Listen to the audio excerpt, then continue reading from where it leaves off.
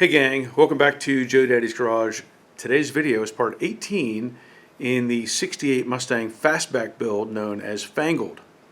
Now in part 17 I was working on putting the rear suspension, the TCI suspension for this car, into place, and I fought with a lot of different things, but I also modified those things so that they would fit, or at least I feel like they should fit the way they were intended. So in the last video I stopped because I ran out of argon and I was trying to weld that bar that supports the sway bar and the coilover shock mounts in the back. I have welded that bar together now, and I've done some test fitting of that, and I'm going to follow that up with some more test fitting because I want to fit the differential under the back of the car, make sure all that's going to line up. I want to put in the torque arm and all the pieces that are associated with this TCI suspension.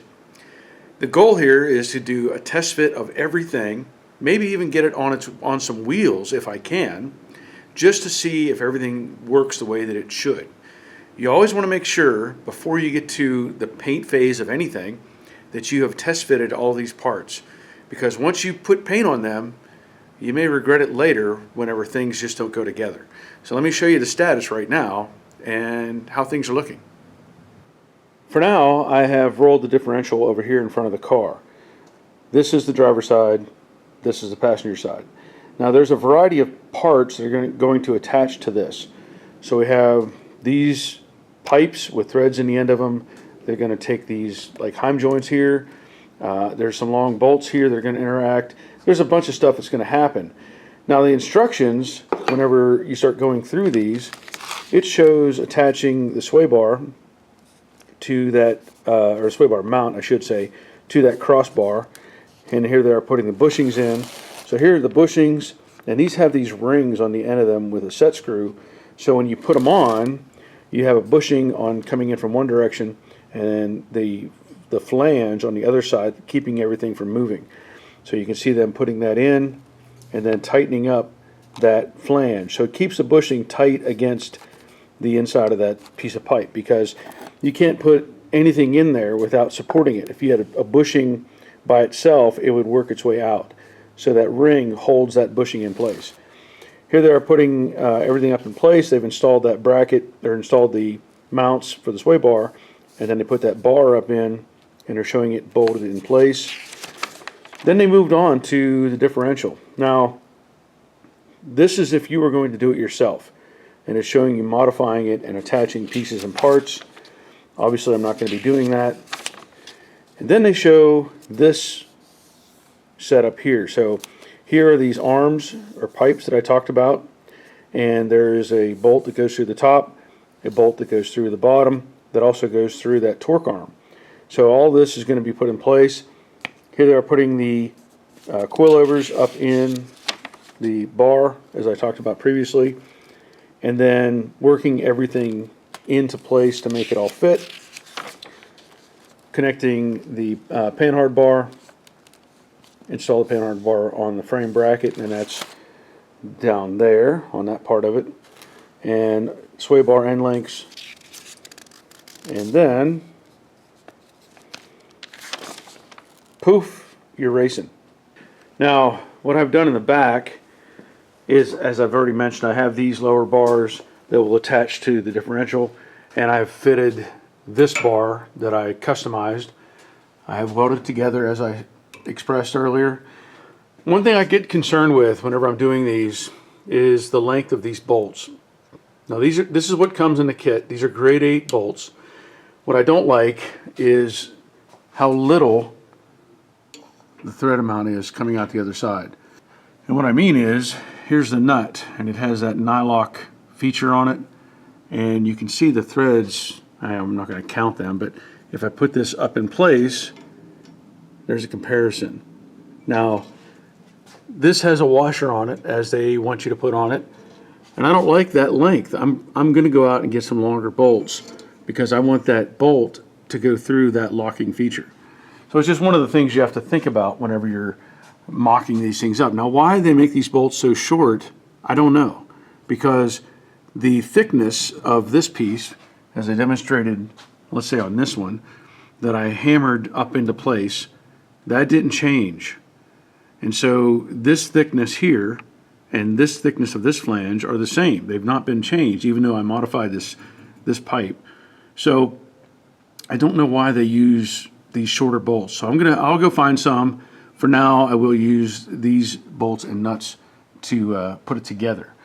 So everything's looking good. I'm pretty happy with all of this. I did weld these holes shut, as I mentioned earlier, that I talked about, because I drilled this anticipating that I would not be welding this together, but I've decided just to fully weld this perimeter and make it solid.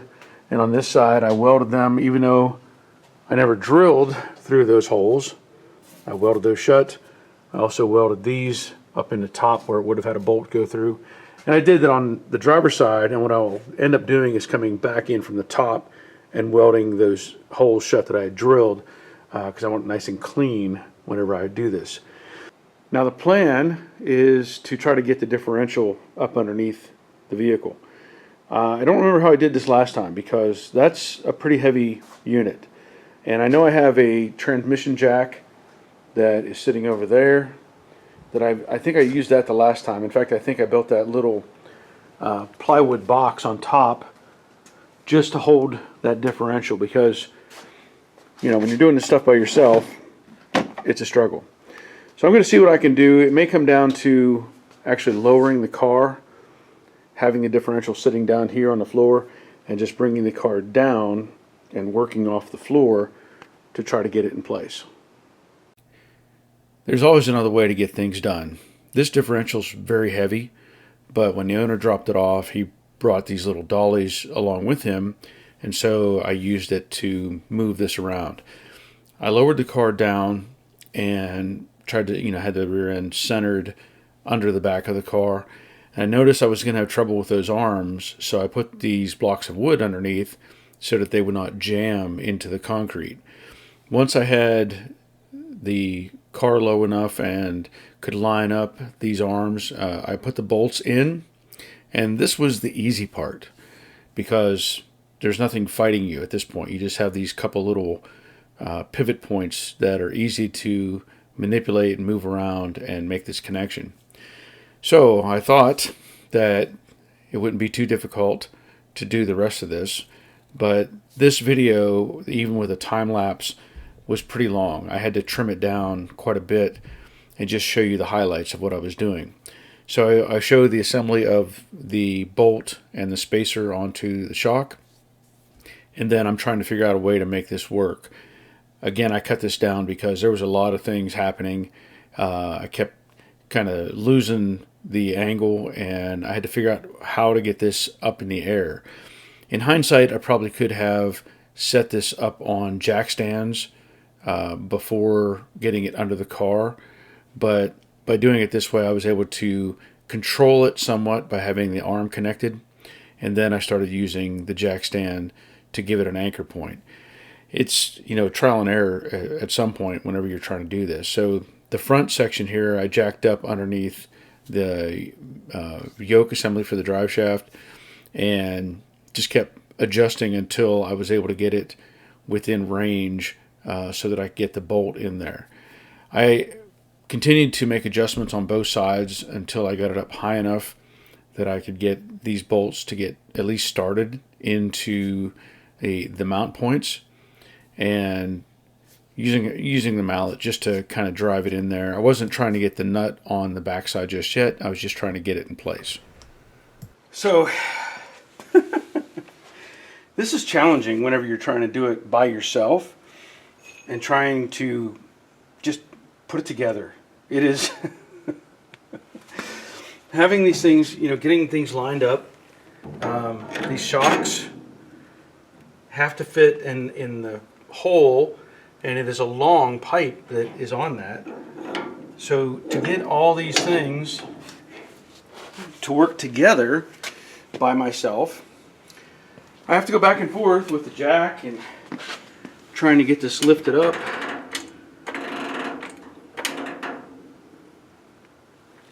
And it's not that simple. Now the instructions say they put it on the lowest bolt hole available, And I'm just happy to get it in a hole. Oh, that's not good. There we go. Right now, that's all I want to do is just get it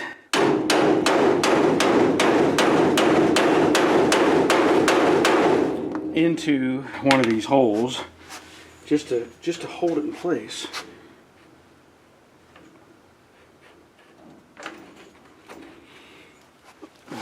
The tricky thing, as I said, you got, the long bars up front that allows, this motion, and the shocks are trying to stop it from doing this motion. And so, gotta hold your mouth just right.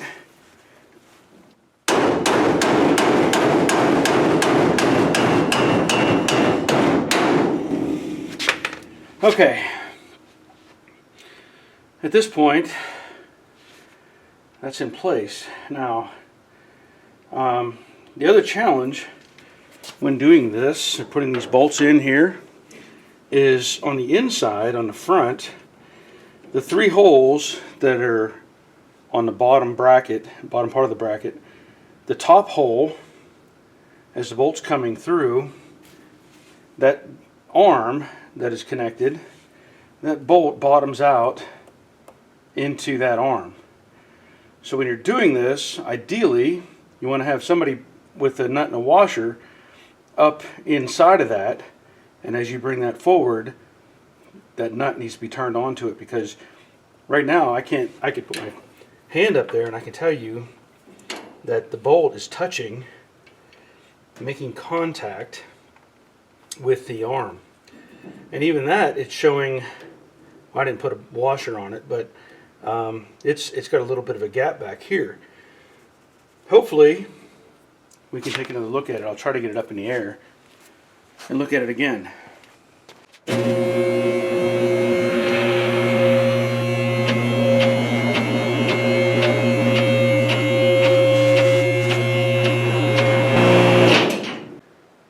So sometimes things are a little sketchy when you're doing these type of things by yourself, but once I got this up in the air, I used my safety stands, put them underneath each side of the differential, and I needed it to pivot back, or the front to come up a little bit.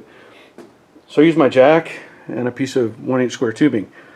It's not going anywhere. When I mentioned the arm here, you can see this space is very limited.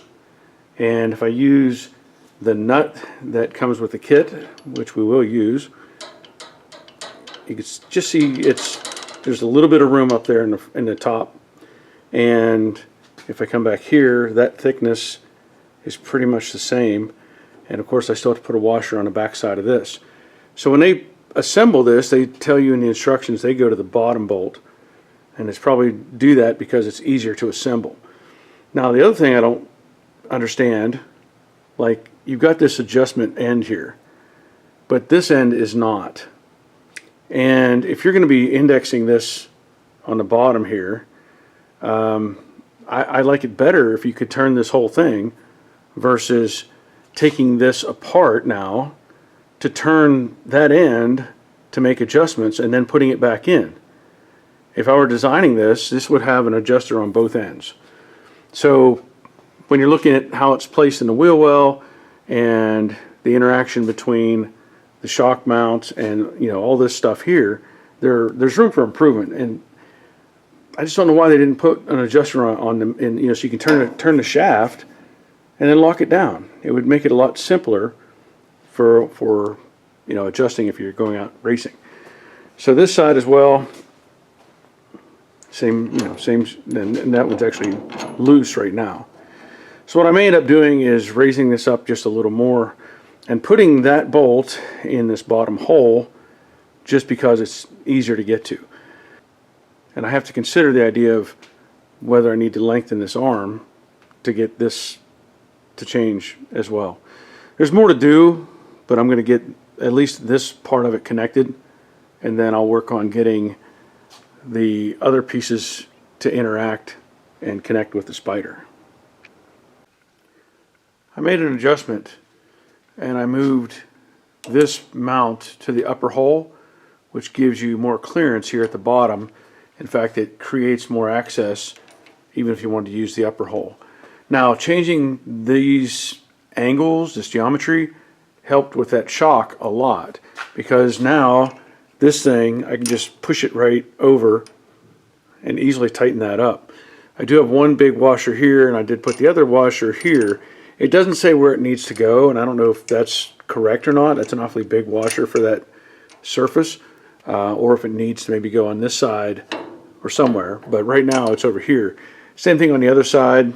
When I moved this to the upper hole, this helped out a lot. This will now tighten up and not be a problem. So what I want to do next is put together all of this upper stuff that's going to go on top of the differential, as I mentioned previously, and I'll just give you a quick picture of that again. So here we have this bolt, these strut rods, another bolt, and then this is all going through this part of this torque arm.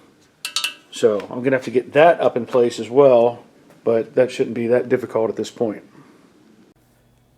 I'm just going through the sequence here of assembly. I run the jam nuts down onto each one of these rod ends, and I'm pointing out here that 2 of them are right-handed and 2 of them are left-handed, so they're only going to fit into its respective end on each one of these tubes. I get it started on the one end, threads in really nice, no problem at all with that, and I do the same thing on the other end. And this is the easy part. Just doing this, simple, pretty easy to do this. I went ahead and sped through this process just to get this one out of the way, and now I have both of those ready. And these are the pieces and parts. So you've got a couple of long bolts, some washers, a couple of short spacers that go onto the torque arm, and then the long spacer that goes on the differential. Now, this is the easiest part of the process. You know, when you're lining these things up, putting in the arms and putting in the spacer, this fit very nicely. You know, nice snug fit, lined up the bolt, got it to go in, and put the washer and nut on there just to keep it in place. And then I start looking towards getting the bottom section in. Now, I will tell you, this centerpiece, it's quite heavy. I mean, it's probably 30 pounds. At least it feels like it at this point. And I was being very cautious here because it's heavy, and I'm, got the end of it sticking up in the front section of the loop there of the spider, and I was a little anxious about it falling out. So I was trying to be very, very cautious with getting this in place. Now you have to get the bolt in, and you also have to get the bushings in. And had I had another set of hands, this would have went probably a lot smoother. But as it is, I try to figure things out and do it as if I was doing it by myself, because a lot of us are doing this stuff by ourselves anyway.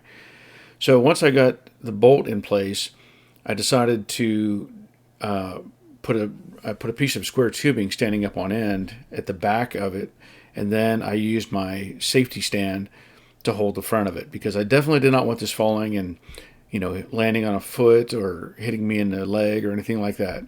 So now I'm trying to get the bushings in, and these weren't too bad. Once I started getting the angle squared away and getting the bolt lined up, then they went in just like like they should. Now this thing, as I said, it's pretty heavy, and I wanted to try to get the rear bolt into the differential. So if you look at it, you realize there's several things that are going to be fighting the process. As I'm trying to lift this up, and I check the bolt fit to make sure it would slide through first, and I start lifting this up, and everything starts tilting and going different directions, and basically now the rods are wanting to pivot on the front section of that centerpiece. So when I'd get it up so far, it would kick and get out of the way. So I played with the stands, and I kept adjusting it until it almost drew itself up into position. And I was being very careful. As I said, I don't want any of this stuff falling out and hitting the floor, hitting me. You definitely don't want to dive out of the way of a couple 100-pound differential falling and, you know, aiming for your legs, anything like that. I'm definitely not going to catch it. So I did some adjusting, and I was able to get that bolt into place. And overall, this wasn't too bad. But again, it would be easier with 2 or 3 other people to help you lift this stuff up and manipulate it to where it should be. Okay, that was fun. Putting on the strut rods there, that was pretty easy to do. And I showed, I hope you saw it in the video, one of these is right-handed threads and the other end is left-handed threads. And you want to make sure you get them in, you know, you can't put them in wrong, let's say, but what I did is orient them so that they were the same. So like both the right-handed threads were at the top and the left-handed threads were at the bottom on both of those. And then you can adjust this as needed to get your angle. So I like that setup. This was a little tricky to get together simply because I don't have anything up front here yet. And I'm, you know, as I do this by myself, I have to figure out ways to make this work. And I did. So this bolt is in now with the spacers, and it's all attached up at the top. Nothing is tight, and I can, if I wanted to, I could put the sway bar in, but I'm just not going to. There's no reason to do that. But it would mount here, and then these are the points where the sway bar or anti-sway bar would attach. I still have the panhard bar sitting over there, and as I pointed out previously, that's going to go into one of these 3 holes and come across to this hole right here. Okay, the next step, or what I want to do is show you, is this front piece. So this has threads inside of it, right up here, okay? And over here, we have the front section. They call it the torque arm slider tube bolt kit. So inside of this is this. All right. Now this has a protective sleeve on it, which I have to take off, and threads inside. I see this bolt here. I'm not going to mess with that. I don't know if that does anything. It doesn't say anything in particular about that, but what it does show you is slide the axle assembly under the car and test the torque slider assembly in the drive shaft loop. So here they are showing it in where I have it, everything right now. You can use a hydraulic floor jack on the third member, or have a couple of your strong friends, like I did, lift the ends of the housing while I push the long 5/8" bolts through the lower mounting hole in the axle brackets. I figured out a way to do it. I used my safety stands and jack. Here they're putting this bolt in the front of the assembly, and that's where I'll show you that in just a second. Also, they talk about putting in a measurement here. The slider shaft travels in and out very little, but still needs to be positioned in the slots 6 1/4 inches from the back of the wrench flats on the housing to the center of the sleeve and the bushing in it. So what they're measuring here, it looks like they're measuring from the center bolt back to, I guess, the back of that nut. He's got his thumb in the way there, and measuring off 6 1/2 inches. So I'm going to put this up in place, and we'll see if we can't show how it connects. So it would appear, hopefully, I can just lift this up slightly. I should probably put this on ahead of time, but I don't know that I would have been comfortable putting all this up in there together. So I'm just going to thread it on now. I don't think those are left-handed threads. They don't appear to be. It should go right in. I should have tested it before I put this up in place. My bad for expecting it just to slide together or go together smoothly. Safety stand under here.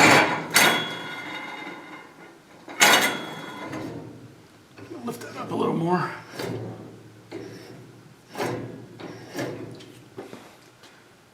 can tighten this down. Now I don't know if I'm going to measure this right now, if it's going to matter much, because this all has to come apart anyway. But I just want to show you how this all goes together. So that threads in quite a way. And now, through the magic of mechanical tools, hopefully that'll slide. Yeah.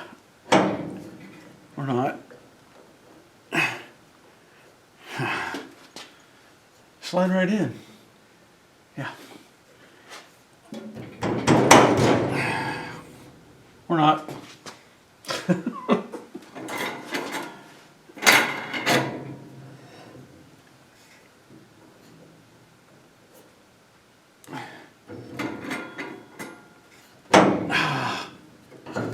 It's like that bushing is just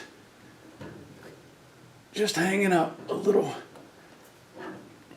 I so want you to fit without effort. I really do.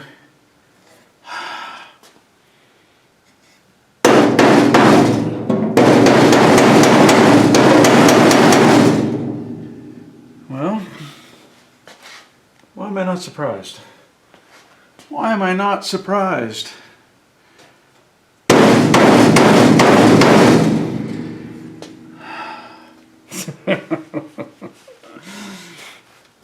And you know, TCI has watched some of my videos and they're like, hey, we see there's a problem, let us solve it. I don't know how you're going to solve something that just doesn't fit.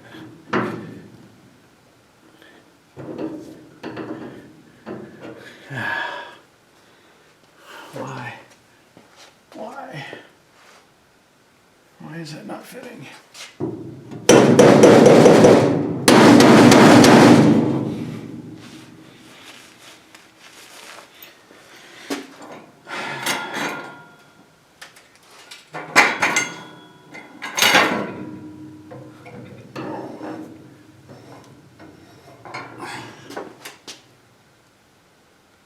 There's no reason that should not be fitting.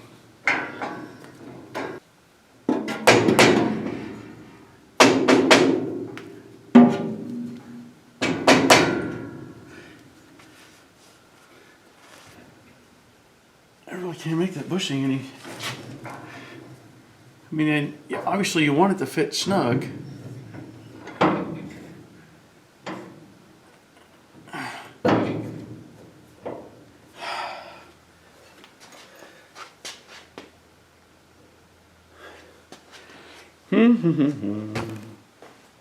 Maybe a piece of brass.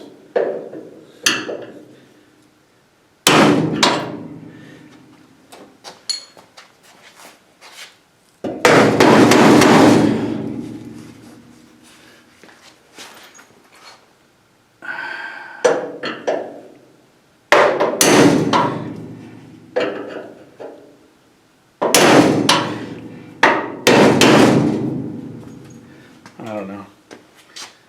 I just don't know. Now imagine you're trying to put this in before you put anything else in. Shouldn't have to come to this sort of approach. See if I can get this to go, get up. Spread this apart a little bit.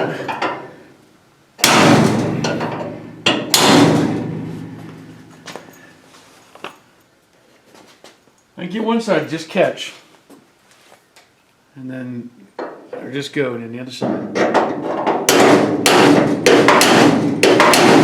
Doesn't want to do it.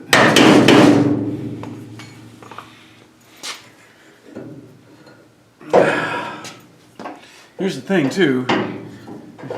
Raise this up a little bit. So what's catching is the sleeve inside of the rubber bushing.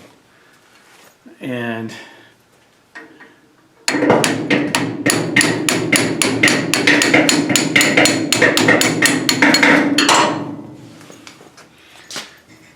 Okay. That's what's catching. Let's do some math. And I know it's got to be a snug fit. I already know that.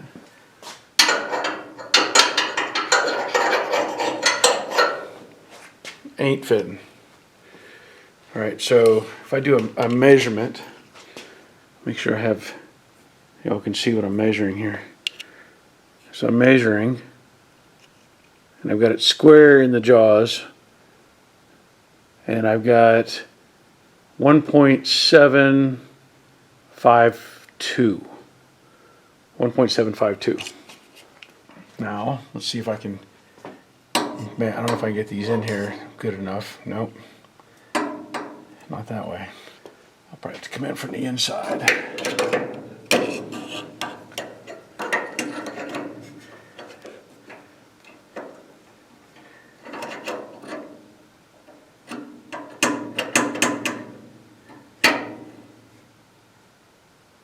Oh my, that's 1 point, at the best I can get, or get 1.725. 1.725. So did somebody read the thing wrong? 1.725 versus 1.752. Did they read the numbers backwards? Let me try that as best I can. I'm trying to be fair here. Yeah, that's about 1.725. No matter what I do. Yep, 1.725. Why? Why?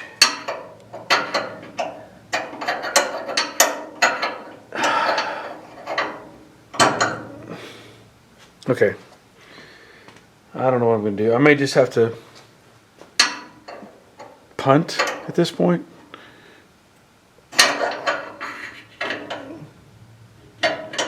It's like it didn't even change whenever they welded it.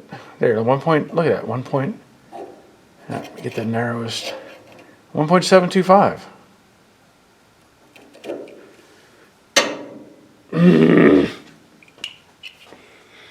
Okay. I may sand down this face just a little bit just to help it get in, or what I could do is chamfer the one edge so that it helps it get in there. But either way, this isn't going to fit. Not right now. Now I want you all to know and remember that I'm an aircraft mechanic. I've been a mechanic for 35 years. And I want things to fit. Now I want this to fit snug, and it does. Now that I've fine-tuned that and gotten it to where it fits within the parameters of that piece. It's not flopping around in there. It's right on the money. So even there, it's hard for me to get it exactly in the spot, but it'll fit. So I'm going to put this back inside the bushing.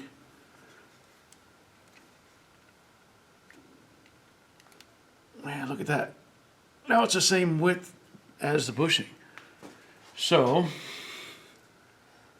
bring this down.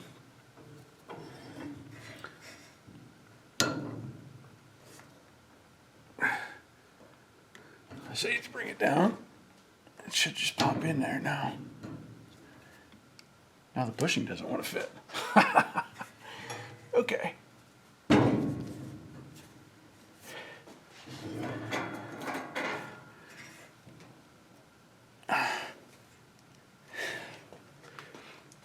It'll go this time, I'm telling you. I know it'll go this time.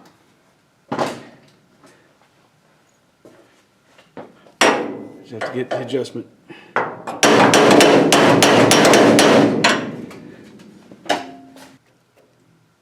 just don't get it. I just don't get it. I want it to fit so bad. So good. Wait, did I get it there? I should have tapered it. I probably should have tapered it. Oh.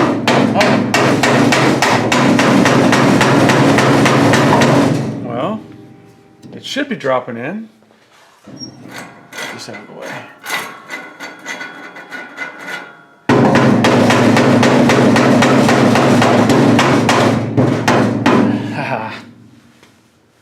you it was going to go, but you didn't trust me. So, which one's it got to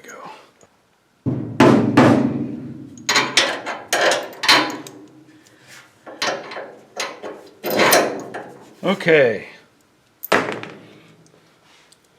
Now we've got, I'm assuming this is the nut. It's a narrow jam nut or nylock. And now that's in place. So that's where it needed to be on the first try. At this point, I have everything installed that needs to be installed for a test fit. I do not have the sway bar in place. There's no reason to go through that. I did put the panhard bar on. I put one of the tires from Jade, and that is a 17x9 tire and wheel combo, 255/40 ZR17. I want to show you something in that in just a second. So as I said, I don't need to put in the sway bar. It doesn't matter at this point, but everything else is in place except for stuff like the drums, or the brake rotors and calipers, and that's all secondary. Not going to make any difference at this point. The idea is once I'm happy with all of this stuff fitting, then I can take it apart, paint it, and it'll be ready to go back under.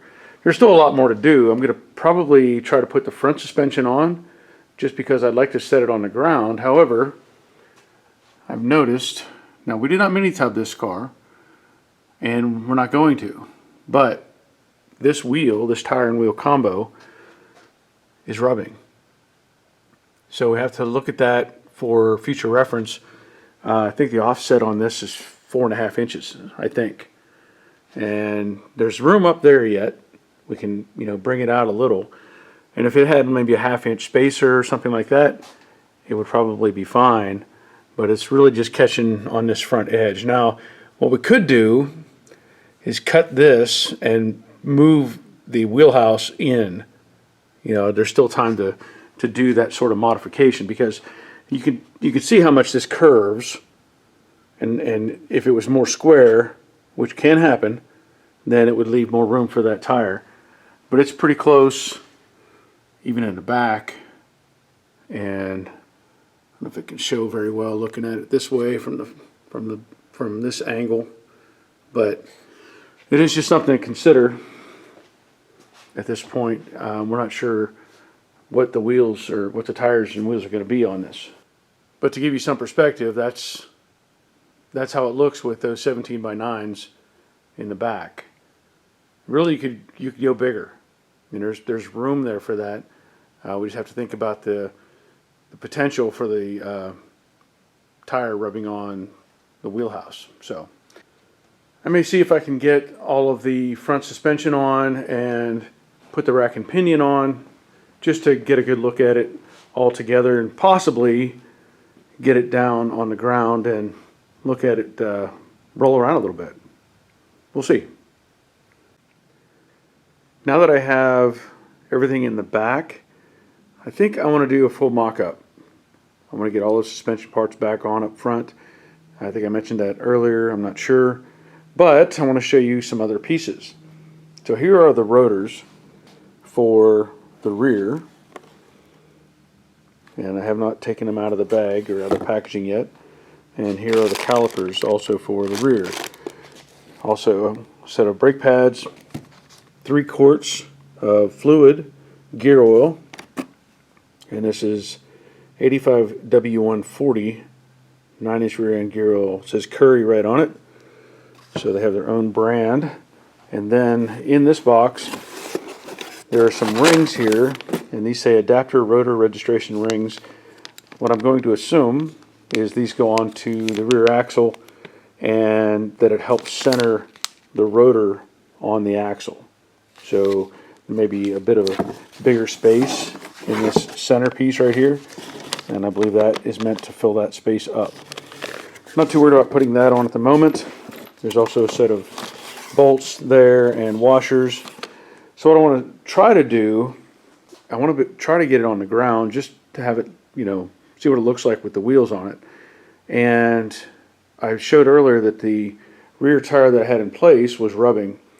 And I think, I already know that part of that will be taken up with the thickness of this rotor. Now it's not huge, but it's going to help some.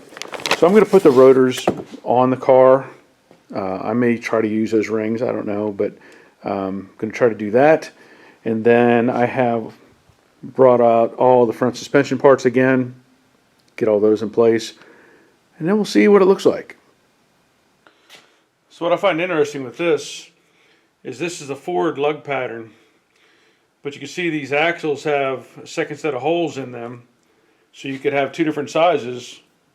You know, when they make these things, they're not trying to they make them so that they can use them in different vehicles. So that's why they have these extra holes. Now, the brake rotor, I pulled that ring out, and there's a flange, or a channel, let's say, on the inside of that, and that actually fits in that and fills that up. So I'm going to use that, put it on, and also with the rotors, you can see there's at least two different lug patterns, probably three. So I got to figure out which one is actually going to line up. I'll put that ring on here. There you go. So now you can see how well that fits. I don't know which one's which. There we go. Now this does have the internal brake drum. So it has these shoes on it, so it's going to fit a little snug going on. I had it lined up. There we go. Okay. Now again, I'm not going to put the calipers on. I don't need to do that. But I want to see how that looked. That looks pretty good.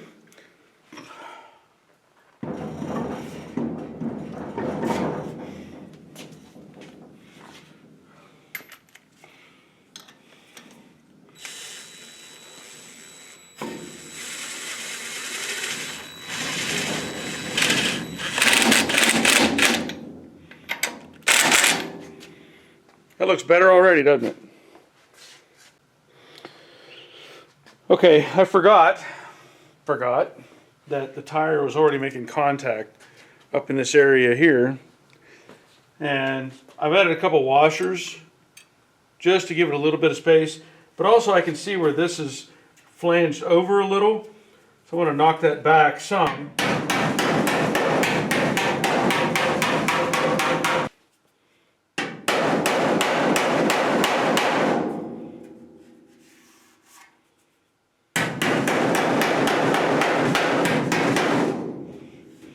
Because I will modify this as necessary to make whatever tires we need to use fit the car. So we'll try this again.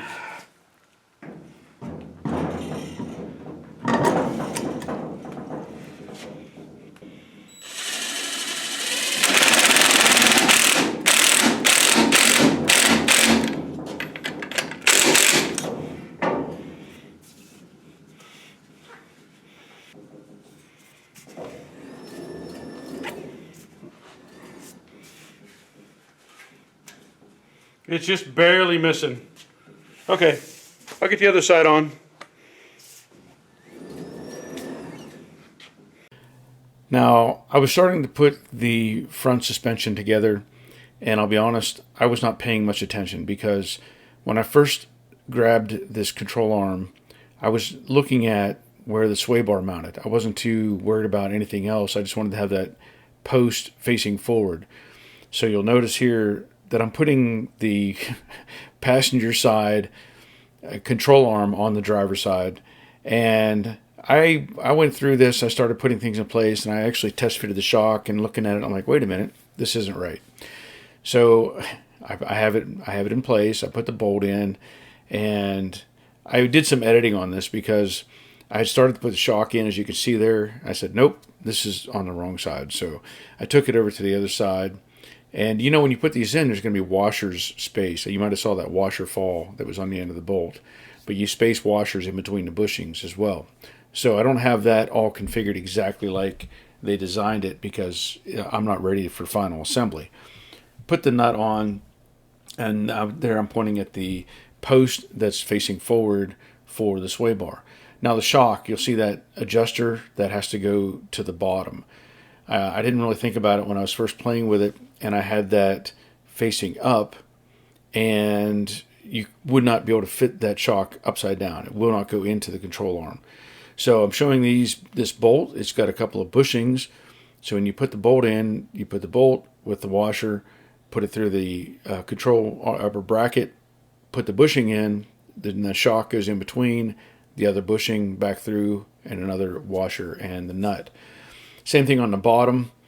And you know, when I did the Brooklyn Pony car years ago, I had to go get different bolts because the ones they supplied would not fit in that control arm that they had designed. So this went together nicely overall. Didn't have any trouble with that. Now these control arms, I showed this earlier, you have to take all the bushings apart. At least one end. You have to take everything out because you can't slip it around or over that tower with the sheet metal there for the aprons. So I came inside, and I highlight some information on this later on during another segment, but you have to piece this thing together around that tower piece. And I'm just putting it together temporarily. I'm not trying to make anything permanent, but you know, rubber mallet helps out making these things move. And so I put the washer, ended up putting the washer and the nut on the one end, and that helped keep everything snug on that rear section. And then I worked towards the front part as well. Now this would be a little more involved, let's say, whenever it comes to final assembly, because you're going to have painted parts and, you know, all that sort of thing. So you want to be really cautious at that point. And I may do something different when it comes time to put this together at the final phase. Now I have the arm or the pivot point in place. And I'll say this, I'm doing this kind of backwards because I point out later in the instructions, the bolts tell you to go through the tower and then put washers on and then put the arm on. And this isn't going to matter right now, but I was trying to just get it together. And in my mind, this made more sense. But after looking at the instructions, it does make more sense to go the other way from the tower into the interior area there. So bump those in with the mallet, and then I come back outside and run on washers and nuts. So I do run into a problem, and I'm going to show you that in a future segment, but you'll see it. And here, I talk about this later on, I also made a mistake. I was looking at these washers, and I'm thinking, why are these here? You know, is there a reason for this? And I should have realized that they were not intended to go where I put them, but I was able to get the nuts on these ball joints, and it held everything in place like I wanted. But again, this was not correct, and I'll talk about that in a second. Well, I'm getting things together, and you can see I took the driver's side back apart. I do have the passenger side in place, and things are looking pretty good. A couple things I want to point out. When I was putting the driver's side together, I was struggling a little bit with the ball joints. And I didn't realize, I guess I should be paying more attention. However, they come with these washers. And those are on the ball joint. Well, I should have thought about it. These are not tapered. They're not meant to be tapered. And I had it on the bottom here, and it was hitting the taper. So it limited my travel. So just take note of that when you're putting this together. Put the spindle on, put the nut or put the washer on, and then put the nut on. But the other thing that I'm fighting with, and this is why I stress this all the time, test fit, test fit, test fit. So the instructions clearly say when you put this together that the forward hole mounts to the highest side, meaning when you look at this picture, it says the arm shock tower bracket is mounted with the highest A-arm bolt hole forward and the lowest slot rearward. So you can see there's a difference in these locations. Now I did that. So you have the forward holes on the upward holes on the forward side of the car. And when I first mocked this up, I didn't think about this very much. I'm like, you know, big deal. Oh, it is a big deal because of that. So this upper arm is hitting that corner. And again, I didn't really think about it. I thought there would be clearance, it shouldn't be a big deal, but it is. So what I'm going to have to do is cut that out just like it is up here. Now I don't remember, I think I cut this out originally because I was wanting to weld this edge and make all this solid, and back here that wasn't necessary. But now that I see that, I'm going to cut that out. So I'm going to take this arm, take the arms back off and cut these out just like that. And you can also see how close that is now to the panel. So the other thing you have to think about is shimming. Now they give you a whole bunch of washers, and I have stacked up these washers because I don't want to go into the nylon of that nylock nut. So I'm just trying to fill up that space with washers. But at some point you have to make some adjustments. So I have two or three washers on the inside up here, and then I have like 4 or 5 stacked on the outside, and I had to add some of my own washers on this side to take up some of that space. Now I'm not trying to make it super tight, I'm just trying to get it together, functional, you know, processing. So this one is actually would probably clear. So I don't know if I need to worry about this just yet, but I'll probably end up cutting this out as well, just to make sure there's room. And if I need to do any additional welding, now is the time I can do that. So, I wonder if I could maybe just angle that. I don't know. I'll play with it, see what I can come up with, and then I will continue putting this back together and then try to get the rack and pinion on and maybe look at the sway bar. I did cut back the material that was hindering the movement of that upper control arm, and I think the reality is it can't go much lower. Like it's at a stop point at this point anyway, but I still may end up cutting just a little more out of there just to help keep it clear.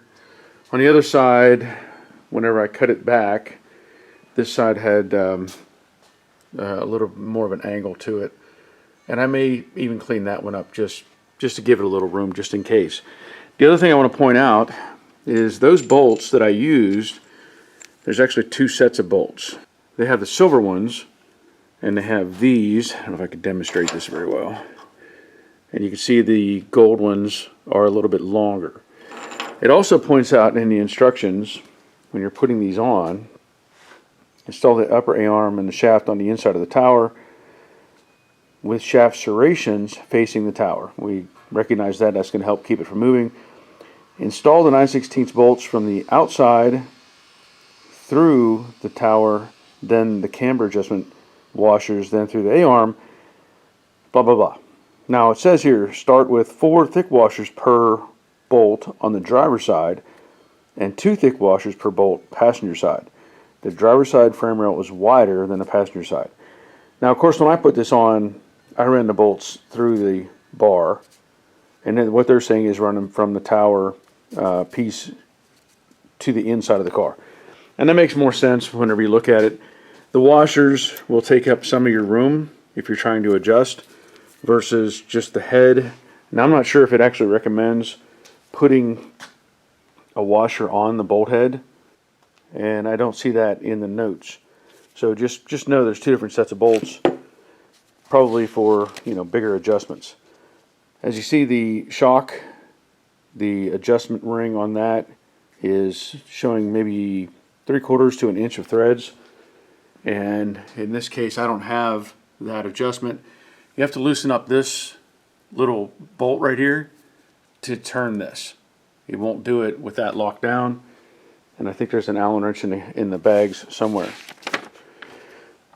So what I want to try to do, I've already got the spindle on, I want to get the rack and pinion in place, and it talks about installing those, and there are bolts specifically for the rack and pinion, and that's right here.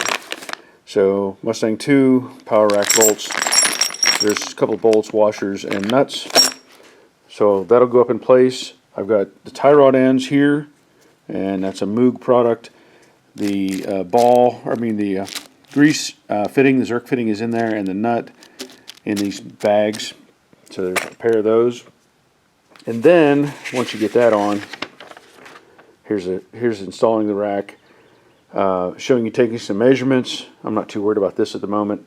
Putting on the ball joints and adjusting it left and right to where it's center. They talk about as well making sure the rack is centered. So I want you to cycle it left and right, get a count, and figure out where the middle is so you're dead center whenever you install it. Here they're showing the installation of the sway bar, which I may go through, and 4 tightening center bar equally on both sides. So you can see here it has the Heim joints. That's right here.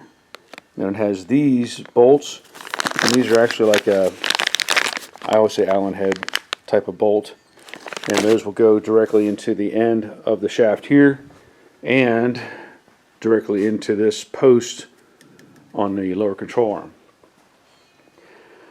It talks about your steering. I did steering combinations or whatever you want to do, and going through all that. I'm not worried about that at the moment. However, I want to show you something else as I'm going through this kit and I'm looking at the pieces and parts.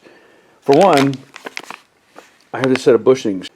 So I was filming this and the camera died, the battery died. So I was looking at these bushings. I will have to do some more research because I can't think of anywhere these belong. I was considering the idea they might go here in the rack and pinion, but it already has these in there. So maybe this was intended for that and it's just surplus. I don't know. Also, I was looking at these. Now this kit, this says Wilwood 18 or 1/8 inch pipe hose kit. And this one doesn't say anything on it, but it has the braided hoses, it has the fittings, and it has the C-clips. So I also noticed that it has these 90-degree black pieces, this plumbing. And this kit looks like the same thing, except it has straight pieces. So I don't know if one's for the front and one's for the back. What I wanted to do, when we put this stuff together, the caliper will be, of course, there on the back side, and this hose needs to be connected somewhere. So they give you fittings for this, and they give you these standoffs. So the intent is, like the original car would have had something mounted. I guess it's up to us where you want to put this, whatever direction.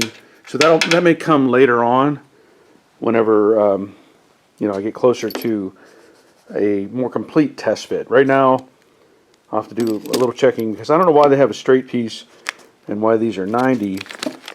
I'm assuming obviously one is for the front and one's for the back, but there's no differentiation. How about that? Yeah, so I'll have to look at that. We talked about that. These bolts, sway bar, and I want to show you something. While I was waiting for the battery to charge, I did a couple things.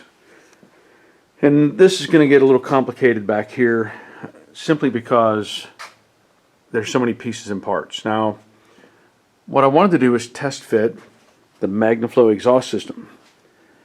And unfortunately, it's not going to work.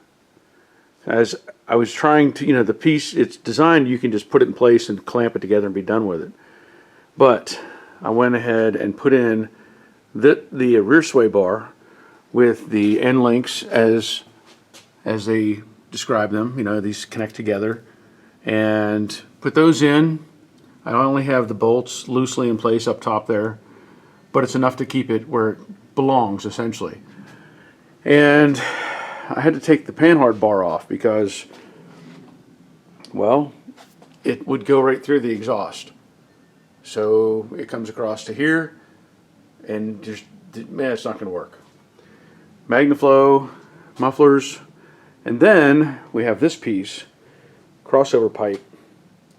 And I think under a normal, let's say a coupe or a fastback, where you don't have the convertible pan, you could use that. And if you didn't have the TCI suspension, let me back that up.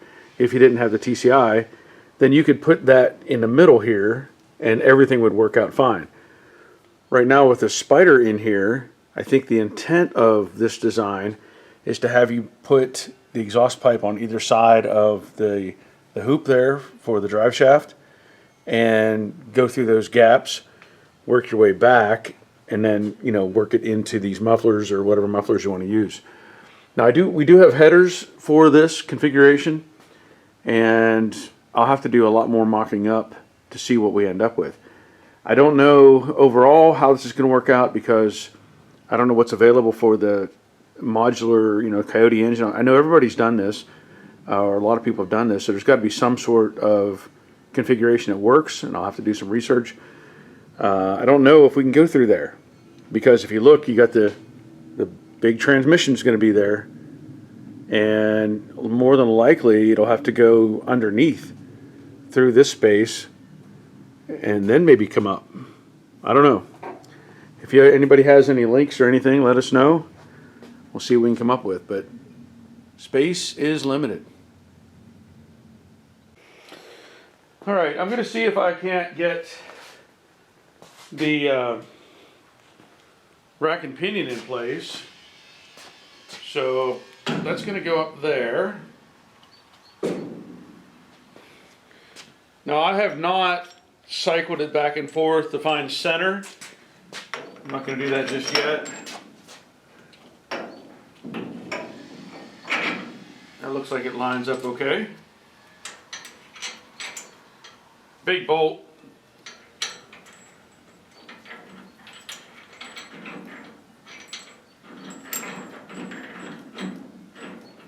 And I'm not trying to install this, I'm just trying to do a test fit.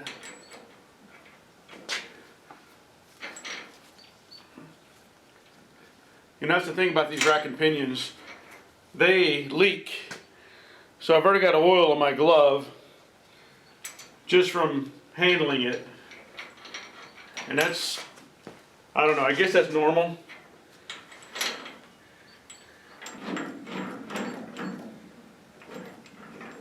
So I'm not locking that down.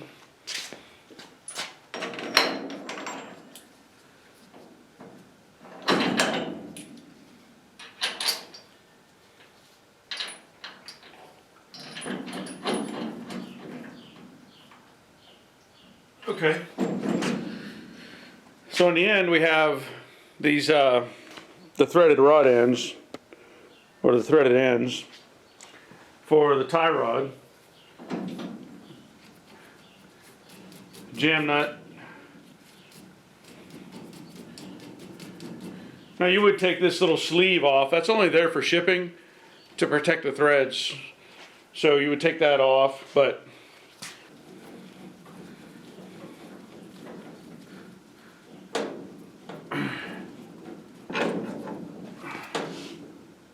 I'm just trying to ballpark, make it straight.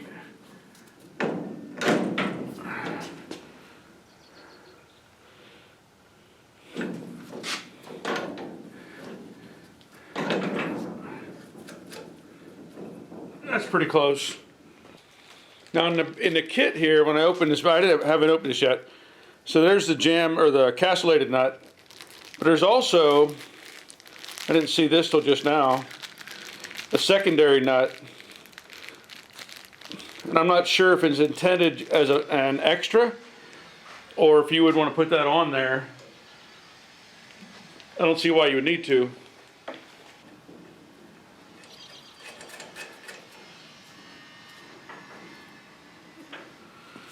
Get the other side on.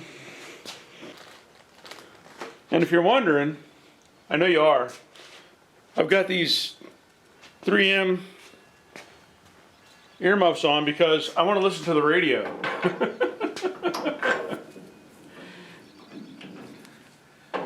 So currently, just so happens, I think the selection is playing is Judas Priest. And if I try to do this, anything like this with the radio on, I get contracts or copyright strikes. So I don't do that. Now you know.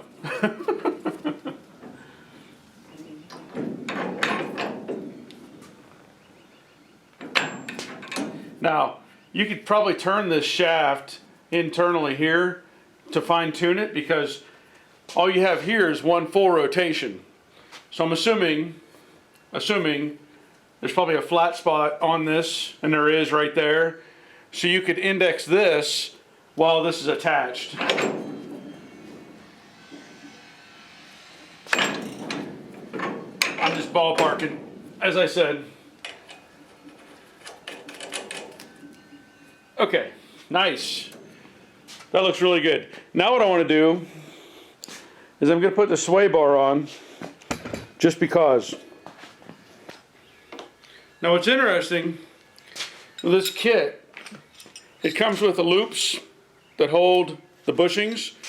It comes with these plates here, and I'll have to look at it a little closer because normally you would put this in and it's going to fit flush. I'm not sure why they're adding the plate because you have this big thick plate inside here. So I don't know what the purpose is unless it's not going to go there. I don't think. I don't know what it would, if it's going to matter. I guess I could put it there. The other thing is, too, as with the rear sway bar, it has these rings. And these rings have a jam nut in there.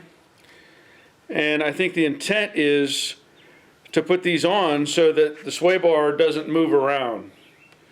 So the bushings aren't going to move.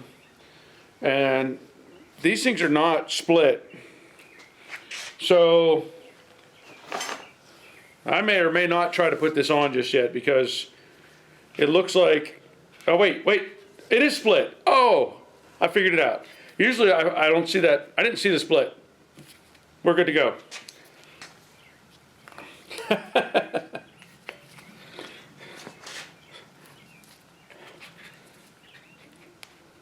I'll just do it that way so that, not that I needed to, but I want you to see it. Okay, there we go. It all comes with these captive head bolts, or Allen head, as I always say. So I'm just going to process it the way that I would see it working.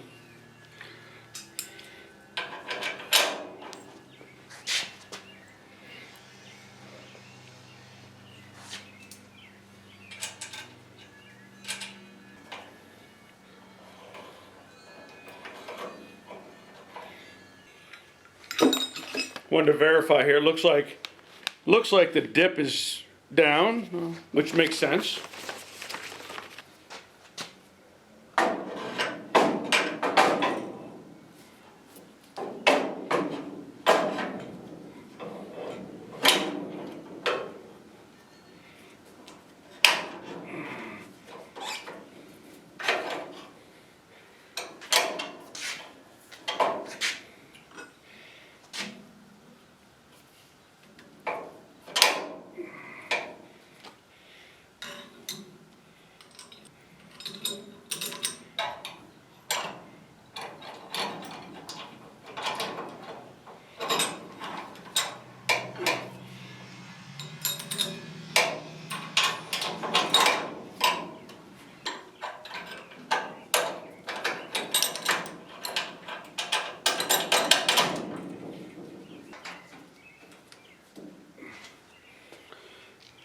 Now, as I was saying before, you have these rings,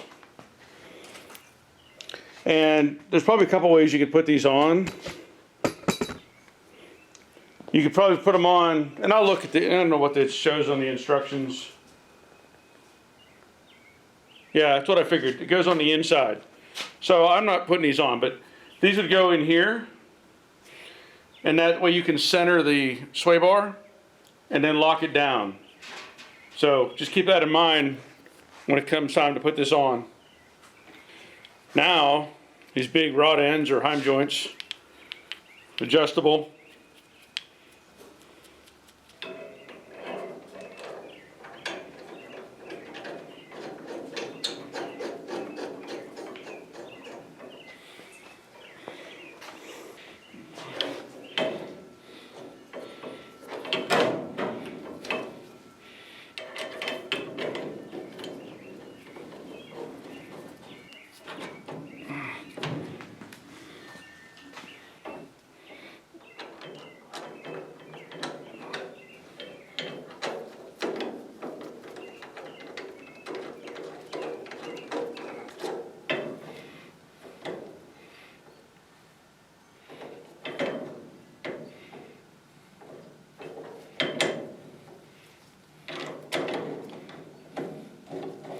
There it is.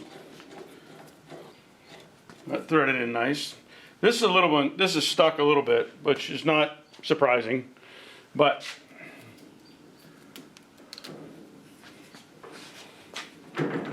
nice. I like it.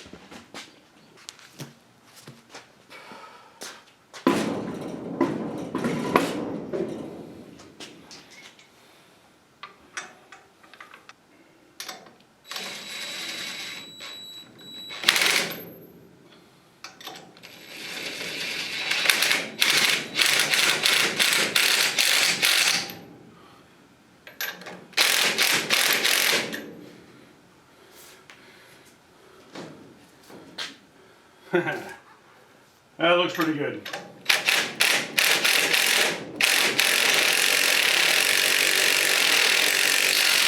There we go.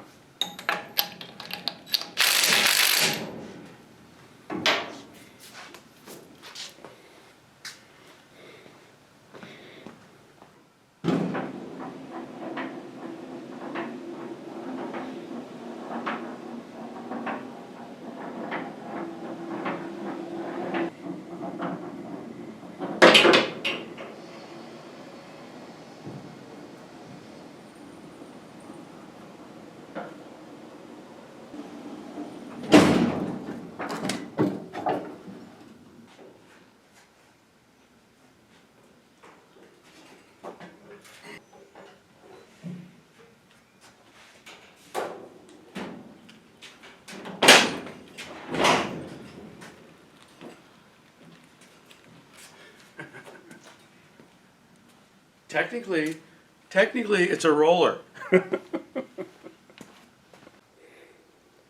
That makes me very happy. You know, to finally get it sitting on the ground, let's say, and rolling is a big accomplishment. Now, obviously, I'm not ready to bolt everything together, and there's still a lot of pieces and parts that have to, you know, be fitted to the car.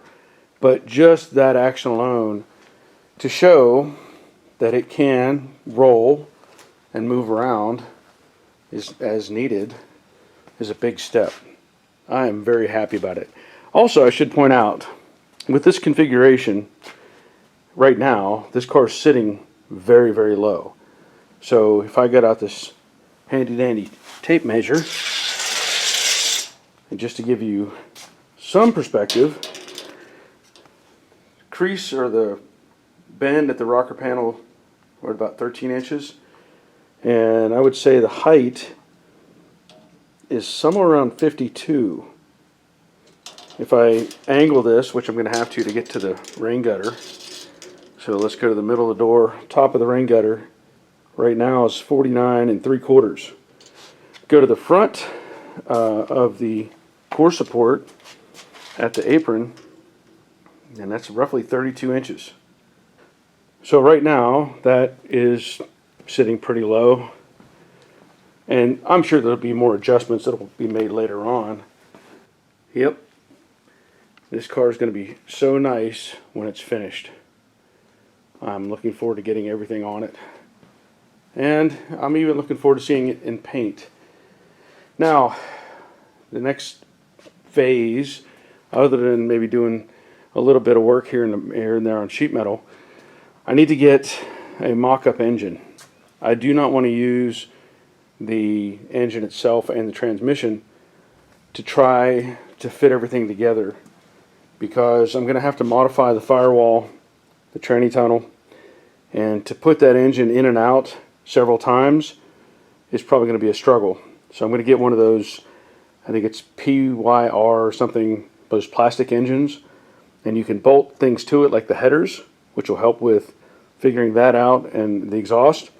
You can also bolt accessories onto it, and they sell a skeleton type transmission that you can bolt together that should help with all of that fitment. So there's still a lot to do, but I am, as I said, I'm pretty happy with seeing it roll on its own.